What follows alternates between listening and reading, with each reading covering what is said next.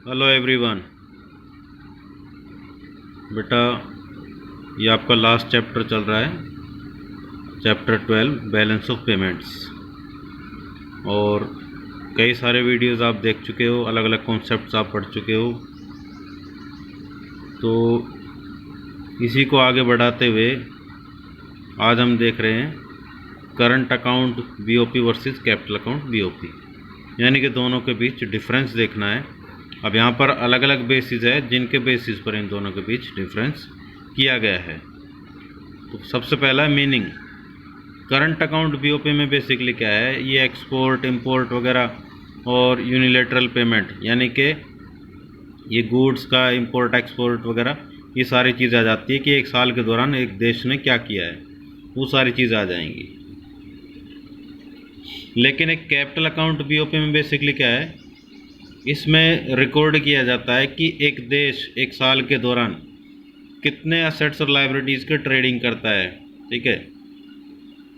अब इसके बाद आ जाता है रिफ्लेक्ट्स, मतलब ये क्या शो करता है, करंट अकाउंट बीओपी रिफ्लेक्ट करता है net income of the country, यानी कि एक देश की नेट इनकम क्या है। और यहाँ पर कैपिटल अकाउंट बीओपी में क्या दिखाता है कि ओनरशिप में नेट चेंज कितना हुआ है, जो कि नेशनल एसेट्स है एक देश के। तीसरा है डील्स विद, इसमें आ जाता है करंट अकाउंट बीओपी में receipts and disturbance of cash and non capital items. Receipts का मतलब पैसा मिलना और डिस्टर्बेंस का मतलब होता है डिसबर्समेंट, इसका मतलब होता है देना। ठीक है। तो ये पैसा आना और जाना इसमें दिखाया जाता है।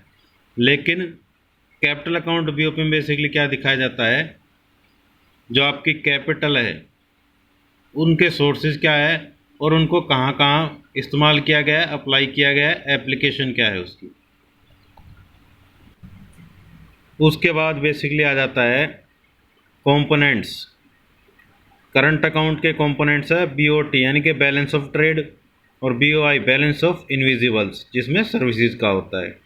लेकिन कैपिटल अकाउंट के कंपोनेंट्स क्या है, बोरोइंग है, फॉरेन इन्वेस्टमेंट है, NRI deposits other than banking capital. ठीक है। और बैंकिंग कैपिटल क्या है, इसमें एनआरआई डिपॉजिट्स को इंक्लूड नहीं किया जाता है। और लास्ट है short term trade credit, right. फिर उसके बाद आ जाता है impact on assets and liabilities. Current account BOP का असेट्स और लाइबिलिटीज़ पे कोई फ़र्क नहीं पड़ता है, ना तो घटते हैं ना बढ़ते हैं। लेकिन कैपिटल अकाउंट बीओपी का बहुत फ़र्क पड़ता है, इसमें असेट्स बढ़ भी सकते हैं घट भी सकते हैं, लाइबिलिटीज़ बढ़ भी सकती है घट भी सकती है, तो उसका बहुत इम्पैक्ट होता है। अब लास्ट पॉइंट है सिग्निफिकेंस।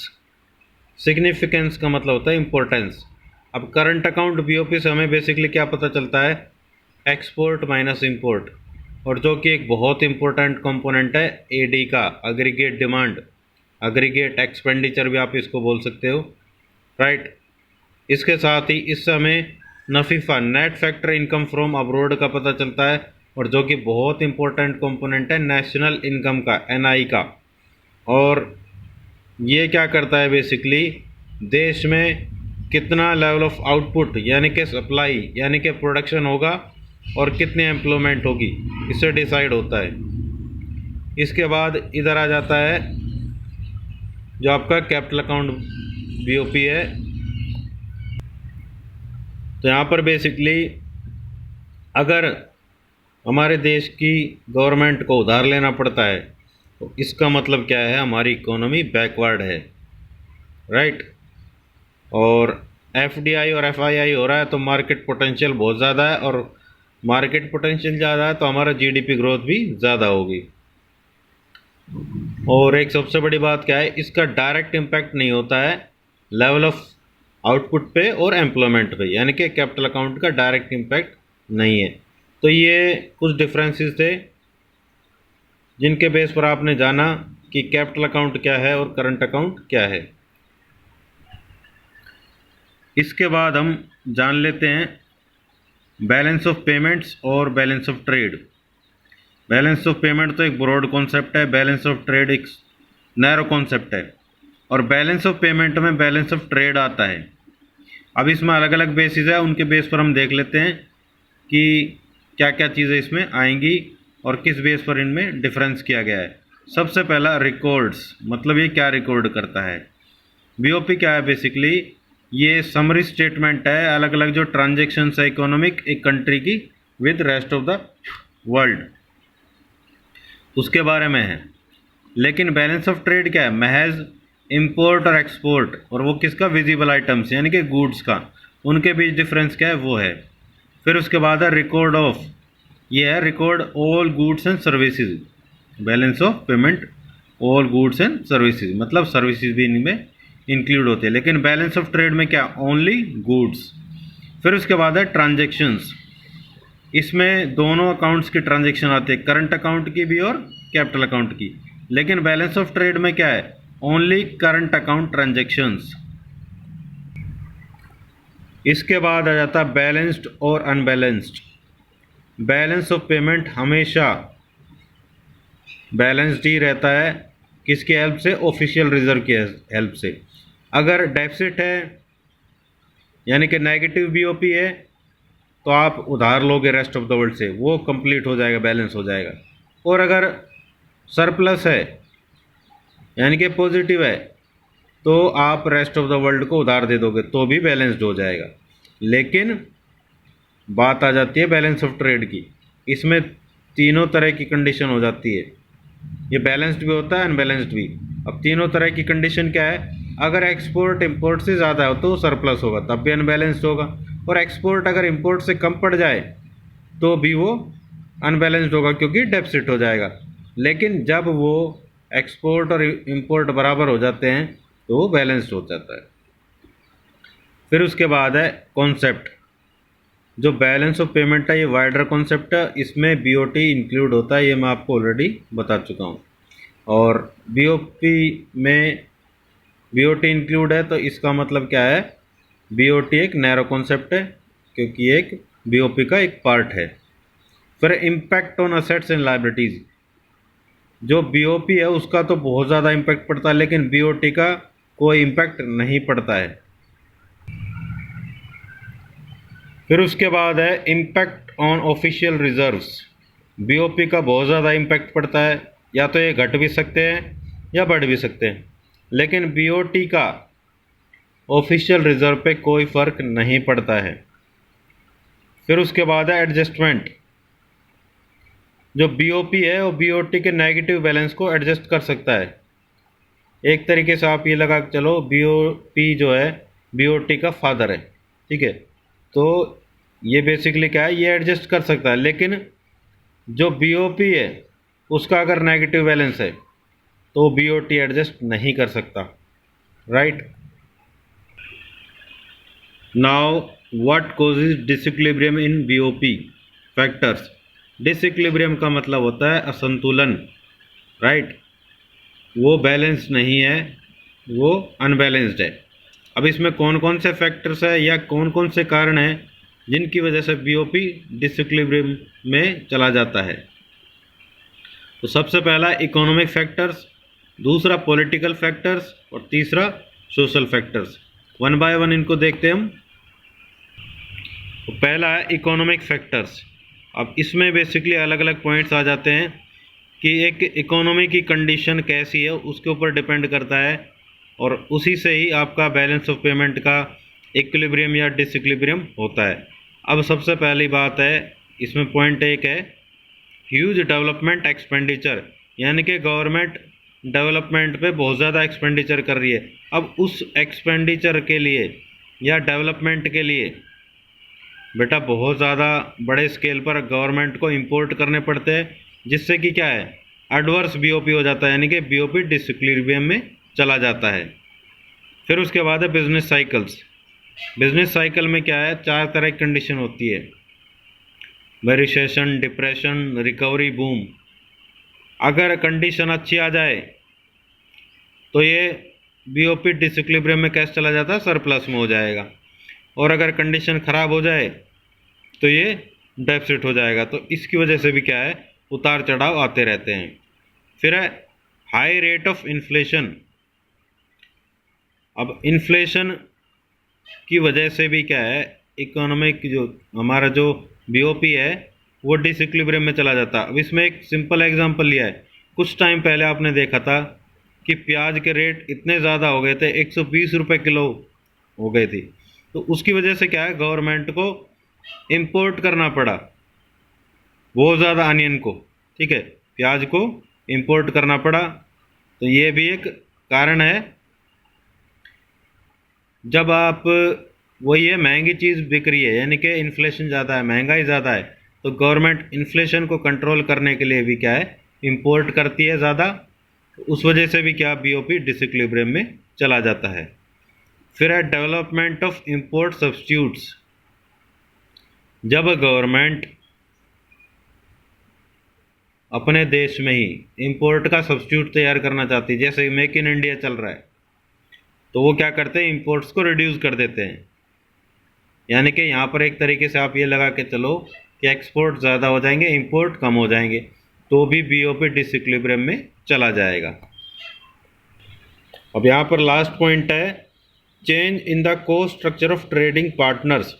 ट्रेडिंग पार्टनर्स का मतलब, जैसा आप बिजनेस कर रहे हो तो आपसे जुड़े हुए बहुत सारे ऐसे होंगे जो उस टाइप का बिजनेस कर रहे हो, और जहाँ से आप रॉ मटेरियल लेते हो या अलग अलग चीज़ें लेते हो, तो उनके कोस्ट स्ट्रक्चर में चेंज हो जाए। कोस्ट स्ट्रक्चर का मतलब क्या है कि कॉस्ट कम हो जाए। मान लो नई टेक्नोलॉजी वो डेवलप कर लें या ले आएँ, और जो प्रोडक्ट है उसकी कॉस्ट रिड्यूस हो जाए, तो उससे क्या है, एक्सपोर्ट बढ़ जाएंगे, तो बीओपी तब भी डिसइक्विलिब्रियम में हो जाएगा। डिसइक्विलिब्रियम का मतलब या तो सरप्लस होगा या डेफिसिट होगा। फिर उसके बाद है पॉलिटिकल फैक्टर्स, यानी कि राजनीति से रिलेटेड जो फैक्टर्स है वो क्या है। अब पहला है पॉलिटिकल इंस्टेबिलिटी। अब बार बार इलेक्शन होते हैं, बार बार गवर्नमेंट गिर जाती है, बार बार गवर्नमेंट फिर दोबारा बनती है, फिर गिर जाती है, तो उसका असर ये एफडीआई एफआईआई पे पड़ता है। अगर गवर्नमेंट स्टेबल है, कॉन्टिन्यूसली वही गवर्नमेंट चल रही है, तो एफडीआई और एफआईआई बढ़ेगा, हमारे देश में एफडीआई बढ़ेगा, एफआईआई भी बढ़ेगा। लेकिन अगर बार बार गवर्नमेंट बदल रही है तो वो जल्दी से इन्वेस्ट नहीं करेंगे, और बल्कि जो पहले से उन्होंने इन्वेस्ट कर रखा है वो भी अपनी कंपनियों को उठाकर यहाँ से ले जाएंगे। फिर है पॉपुलिज्म पॉलिसीज़। यहाँ पर बेसिकली क्या है, पब्लिक को खुश करने के लिए अलग अलग चीज़ें करती हैं, ठीक है, जन अधिकारवाद इसको बोलते हैं पॉपुलिज्म को। जैसे वोट बैंक की राजनीति आ जाती है। अब गवर्नमेंट क्या कर रही है, जैसे मान लो बहुत सारी पब्लिक इंपोर्ट कर रही है, इंपोर्ट ड्यूटी क्या किया गवर्नमेंट ने, बिल्कुल कम कर दी या बिल्कुल नहीं ली, तो उससे क्या है, पब्लिक को फ़ायदा होगा, लेकिन गवर्नमेंट को तो लॉस होगा ना, तब भी क्या है, बीओपी डिसइक्विलिब्रियम में चला जाएगा। तो यहाँ पर वोट बैंक की राजनीति आ जाती है। जब पब्लिक को खुश करने के लिए क्या करती है गवर्नमेंट, अलग अलग हथकंडे अपनाती है, तो यहाँ पर क्या है, बेसिकली इंपोर्ट ड्यूटी को कम कर दिया। इसके बाद आ जाता है सोशल फैक्टर्स। सबसे पहला है change in taste and preference. भाई मान लो आपका टेस्ट ऐसा चेंज हो जाए कि आपको विदेशी माल ज़्यादा पसंद आए, देसी माल पसंद नहीं आए, ठीक है, तो आप क्या करोगे, इंपोर्ट ज़्यादा करोगे, तो उससे भी क्या है, बीओपी डिसइक्विलिब्रियम में चला जाएगा। और अगर मान लो आपको, जैसे अब प्रेजेंट की बात करूँ, देशभक्ति की बात चल रही है, चीन के माल को बॉयकॉट करने कह रहे, बहिष्कार करने कह रहे, तो आप क्या करोगे, देसी खरीदोगे। तो देसी खरीदोगे तो उसमें क्या है, इंपोर्ट बंद हो जाएगा, तो भी बीओपी क्या है, डिसइक्विलिब्रियम में, क्योंकि एक्सपोर्ट ज़्यादा हो जाएगा, इंपोर्ट कम हो जाएगा। फिर क्रॉस बॉर्डर प्रेजुडिसेस। प्रेजुडिसेस का मतलब होता है पूर्वाग्रहों या प्रतिकूल रूप से प्रभावित, ठीक है। अब कई बार क्या होता है, जैसे इंडिया और पाकिस्तान का इसमें एग्जांपल लिया हुआ है, दोनों कट्टर दुश्मन हैं। अब कहीं से इंपोर्ट कर रहे हैं, तो वहाँ पर बेसिकली क्या है, अच्छा पाकिस्तान इंपोर्ट कर रहा है, इंडिया कह रहा है इससे महंगा दे दे, कोई दिक्कत नहीं, मुझे फ़र्क नहीं पड़ता। ऐसे ही पाकिस्तान मान लो, अच्छा इंडिया ले रहा है, कोई दिक्कत नहीं। तो वो बेसिकली कहाँ शिफ्ट हो जाते हैं, एक्सपेंसिव इंपोर्ट्स पर, चाहे वो उनके लिए प्रॉफिटेबल हो या ना हो, चाहे उनको कितना ही लॉस हो रहा हो। और कई बार वो एक्सपोर्ट भी ऐसा करते हैं कि उनको प्रॉफिट कम होता हुआ, वही कंपटीशन के चक्कर में, दुश्मनी की वजह से। Now the measures to correct adverse BOP, यानी कि प्रतिकूल भुगतान शेष को सुधारने के उपाय, यानी कि आपका सरप्लस है या डेफिसिट है, और एडवर्स तो बेसिकली वही होता है जो नेगेटिव हो। तो यहाँ पर बेसिकली क्या है, सबसे पहला पॉइंट है डिस्करेजिंग इंपोर्ट्स, मतलब इंपोर्ट को कम करना। कैसे करेंगे, इंपोर्ट ड्यूटी बढ़ा देंगे, ठीक है, इंपोर्ट कोटा फिक्स कर देंगे, यानी कि आप इससे ज़्यादा इंपोर्ट कर ही नहीं सकते। और साथ में क्या करेंगे, इंपोर्ट का सब्स्टिट्यूट भी तैयार करते हैं, यानी कि देश के अंदर ही। फिर उसके बाद है एक्सपोर्ट प्रमोशन, अलग अलग तरीके से गवर्नमेंट एक्सपोर्ट को प्रमोट करेगी, ठीक है भाई, सब्सिडी भी दे सकती है और बहुत सारी चीज़ें, तो उससे एक्सपोर्ट बढ़ेगा। डिफ्लेशन, डिफ्लेशन में बेसिकली क्या, मंदी, जब मंदी होती है तो इनकम कम जनरेट होती है, तो इनकम कम जनरेट होगी तो पब्लिक कम खर्च कर पाएगी, तो पब्लिक के पास पैसा नहीं होगा। तो सोक द लिक्विडिटी का मतलब है लिक्विडिटी को सोख लेना, यानी कि लोगों के पास पैसा नहीं बचेगा और वो खर्च नहीं कर पाएंगे। फिर है डिवैल्यूशन, डिवैल्यूशन का मतलब अवमूल्यन, जब गवर्नमेंट जानबूझकर अपनी करेंसी की वैल्यू फॉरेन करेंसी की वैल्यू के सामने कम कर देती है तो उसको डिवैल्यूशन बोलते हैं। तो वो क्या है, उनको इंपोर्ट सस्ते पड़ेंगे तो आपका एक्सपोर्ट बढ़ेगा, तो इससे क्या है, आपका एडवर्स बीओपी सही हो जाएगा। फिर उसके बाद है encouragement to foreign investment, foreign investment को एनकरेज करती है गवर्नमेंट और देश में इन्वेस्टमेंट बढ़ती है, तो इस तरह से क्या है, बाहर इन्वेस्ट करते हैं, उससे क्या है, आपका बाहर से ऑफिशियल रिजर्व का जो अमाउंट है वो बढ़ेगा, गोल्ड आएगा या फॉरेन करेंसी आएगी, तो उससे क्या है, एडवर्स बीओपी ठीक हो जाएगा।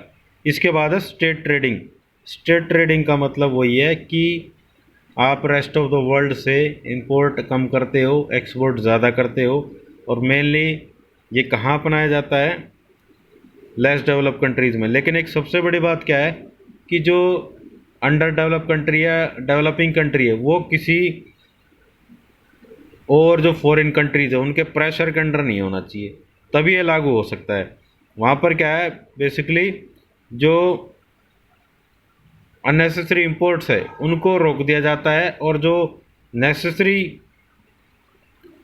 आपके एक्सपोर्ट्स है उनको एनकरेज किया जाता है, जिससे देश को ज़्यादा फ़ायदा होता है। तो यहाँ पर बेसिकली क्या है, ये पॉइंट्स कंप्लीट हो जाते हैं, जिससे कि आप एडवर्स बीओपी को सही कर सकते हो, यानी कि अलग अलग तरीके से आप इस एडवर्स बीओपी को ठीक कर सकते हो। अब लास्ट कॉन्सेप्ट है बीओपी ऑलवेज बैलेंसेस, और BOP accounting sense and operational sense, मतलब बीओपी हमेशा बैलेंस होना चाहिए और होता है। और किस तरह से, दो सेंस है यहाँ पर। पहला है बीओपी अकाउंटिंग सेंस, जैसे आपने डबल एंट्री सिस्टम पढ़ा है, आप लेजर बनाते हो, ठीक है भाई, उसमें एक डेबिट साइड होती है, एक क्रेडिट साइड होती है, तो टोटल करते हो तो एक साइड का बैलेंस ज़्यादा है, एक का कम है, तो बैलेंस करते हो ना। जैसे एक तराजू होता है, तराजू में तोलते हो, जिस साइड वज़न कम होता है उस साइड उतना ही वज़न बढ़ा देते हो जितना कि कम है, इस तरह से वो बैलेंस हो जाता है। तो यहाँ पर बेसिकली क्या है, receipts is equal to payments. फिर उसके बाद है बीओपी ऑपरेशनल सेंस, यानी कि प्रैक्टिकल सेंस। भाई यहाँ पर दो तरह की कंडीशन होगी, अगर मान लो बीओपी सरप्लस है या डेफिसिट है। अगर सरप्लस है तो गवर्नमेंट क्या करेगी, अपने देश में ज़्यादा खर्च करेगी, तो भी वो बैलेंस हो जाएगा और इकोनॉमिक ग्रोथ ज़्यादा हो जाएगी। इसके अलावा रेस्ट ऑफ द वर्ल्ड को गवर्नमेंट उधार दे सकती है।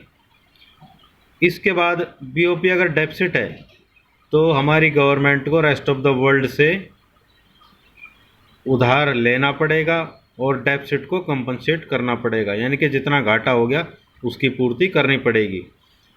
तो यहाँ पर दोनों तरह की कंडीशन है। अगर सरप्लस है तो जितना ज़्यादा है वो खर्च कर देगी गवर्नमेंट, चाहे वो देश के अंदर ही खर्च किया जाए और चाहे वो रेस्ट ऑफ द वर्ल्ड को उधार दे। और डेफिसिट है तो जितना कम पड़ रहा है तो वो उधार लेकर वो पूर्ति कर देगी, तब भी वो बराबर हो जाता है। अब यहाँ पर एक बड़ी बात है कि करंट अकाउंट का जो डेफिसिट होता है उसको कंपनसेट किससे किया जाता है, जो कैपिटल अकाउंट का सरप्लस है। तो बेटा यहाँ पर ये चैप्टर कंप्लीट हो जाता है। तो मिलते हैं नए वीडियोस के साथ। तब तक के लिए आप बने रहिए हमारे चैनल अकाउंट्स एंड इको हमसे सीखो पर। Okay bye, take care.